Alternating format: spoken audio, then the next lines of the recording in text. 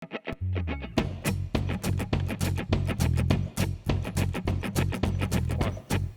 2, 1, 2, 3, 4.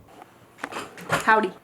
Hey guys, I'm Chloe. First of all, thank you so much for coming to my site. It makes me really excited to know that people are looking at my photographs, that they're maybe learning more about me, my art, and why I do what I do. So that's really exciting for me, and just thank you so much for being a part of that. I wanted to make a video today that talks about wedding photography and how to choose the right wedding photographer. There are so many different styles and prices and personalities out there, and so it's really hard to kind of decide what you want, especially because wedding planning is so involved and crazy anyway. There are a lot of decisions that go into a wedding day. Photography is a really important one in my opinion, and that's because so many things about your wedding day are not going to be there the next day. So your venue, your music, your food, those are things that are going to be really important and awesome on your wedding day, but 20 years from now, they don't exist anymore. So the only thing that lasts after your wedding day is the marriage, first of all, and most importantly.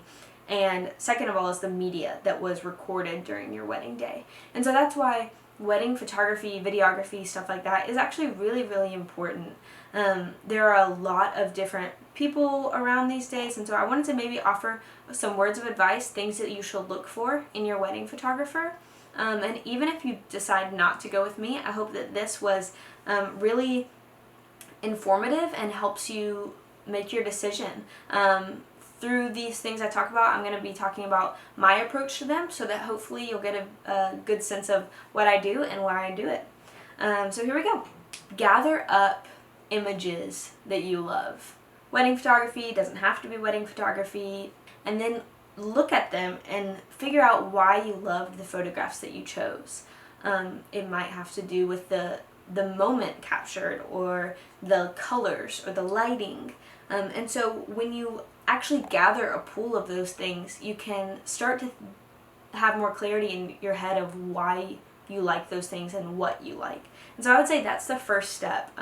Pretty easy and kind of fun. There are a lot of different trends that come and go with editing.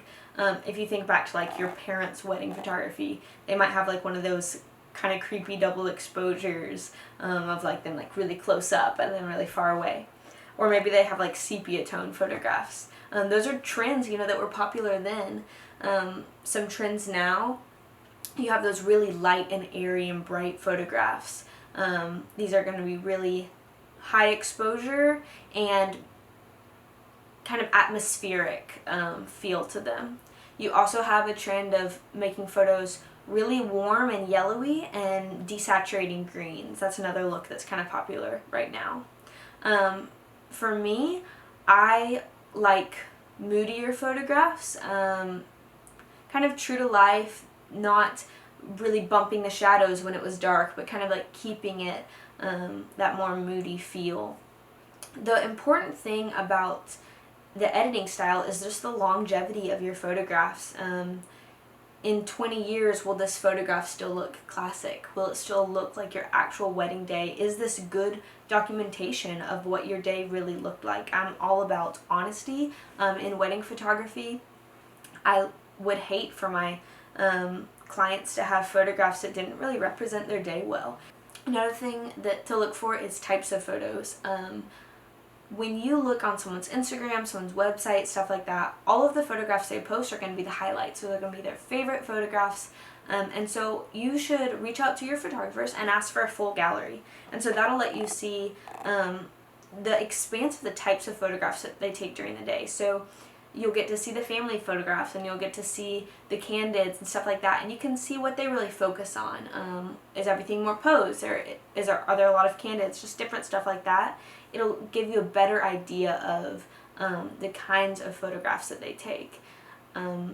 Are their photographs really posed, or are they more natural? And that's something that, maybe you have a preference. Maybe you like more posed, classic photographs more, or maybe you like these more artsy and different kinds of photographs. So for me, I love to have a wide array of different shots. I love candids. Like I said, I really love being true and honest with my photography about the day. I also love making people feel like their story, their love is art.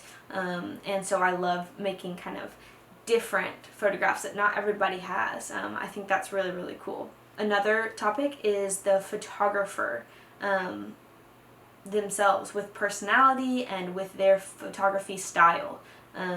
You are going to be with this photographer for a lot of the day, and so it's going to be kind of important for you to click with them a little bit. So set up a meeting. You can go get coffee with a photographer. You can call them on the phone, have a FaceTime date. And that way you can kind of get to know their personality. You want a photographer that's going to maybe set you at ease instead of make you feel stressed out on your wedding day, because it's already a pretty crazy and hectic day. And a good thing to ask your photographer is, what is their photography style?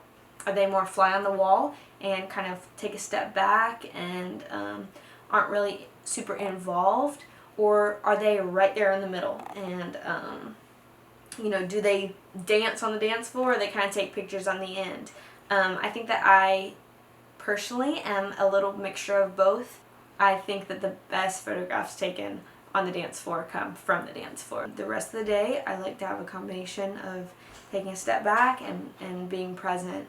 I love to use my photography as a way to just affirm people. People have such a hard relationship with the camera. I do too. Everybody does.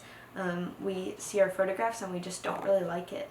And so it's a really cool way as a wedding photographer to be able to affirm people. And so that's why I build relationships with my clients. Another really important topic is budget.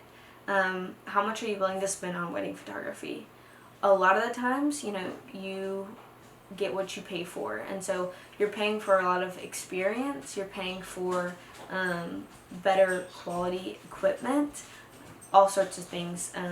I know my prices are going to go up after I graduate, because I'm not a student anymore and I'll be entering the working world, and so I want my prices to reflect that. And especially as I'm gaining more and more experience, I want the people that are paying for my services to know that I will deliver, that I take myself seriously, and that I want them to take me seriously too. So budget is really important.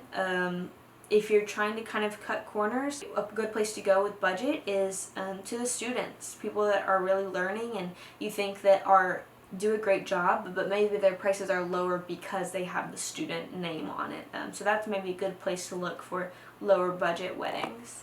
And the last thing I want to talk about is rights.